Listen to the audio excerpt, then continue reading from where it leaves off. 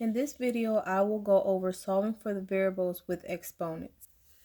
In the first example, we have x squared equals 5. Now, when you're solving for variables, you have to get the variable by itself.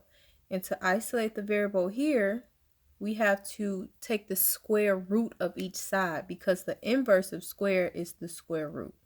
So I'm going to take the square root of both sides, and this cancels out. I'm left with x equals square root of 5. Now, what a lot of students will say is this is the final answer, but I'm going to show you an example that you probably could understand. Say, for example, we have square root of 36. Now, if you ask a student this, they'll say 6. Yes, 6 times 6 equals 36. But what if we had negative 6 times negative 6? That is also 36. So the square root of 36 is not just a positive 6, it is also a negative 6. So you can write the square root of 36 as plus or minus 6. This is the compact notation. So for this answer, it is not just the square root of 5, it is plus or minus the square root of 5. Here's the second example. Just like we did before, we have to isolate the variable, and the thing that's stopping the variable from being by itself is this squared. The inverse or the opposite of squared is square root. So you have to take the square root of both sides. That simplifies to just x.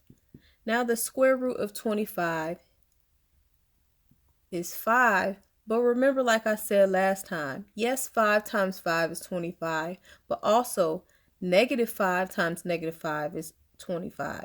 So our answer, you can write it like this, 5 or negative 5, or you can write it in the compact notation form and say x is equal to plus or minus 5. Here's the last example. The volume of a cube-shaped box is 64 centimeters cubed. What is the area of one face? Now, when I have problems like this, I like to build equations or use equations that's already built for this particular problem. Now, we have one, which is volume. So volume formula for a cube is volume equals side length cubed. All I have to do now is substitute the information. So the volume here, we know is equal to 64. And the side length, we do not know that yet, so I'll leave it as is. Now, we have to isolate the variable.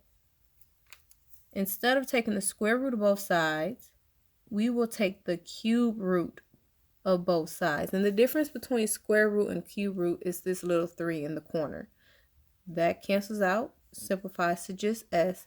Now, when you're getting the cube root, you have to figure out, well, what number when multiplied by itself 3 times will give me 64? I know that is 4 cubed.